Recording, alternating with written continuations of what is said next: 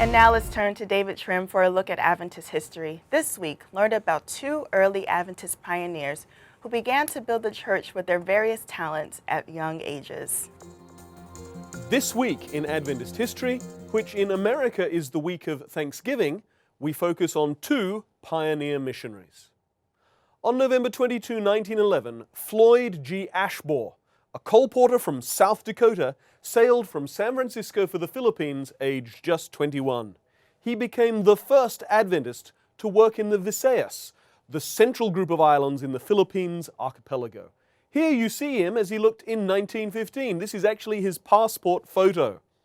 He spent 7 years as a missionary in the Philippines, and his literature evangelistic work helped to lay the foundations for the church in the central Philippines, where today there are over 160,000 Seventh-day Adventists.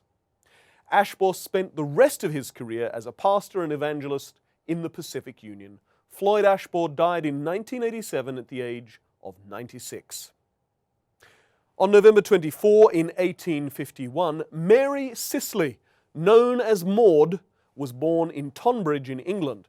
But in 1863, the Sisley family emigrated to the United States, and there they almost immediately joined the newly organized Seventh-day Adventist Church.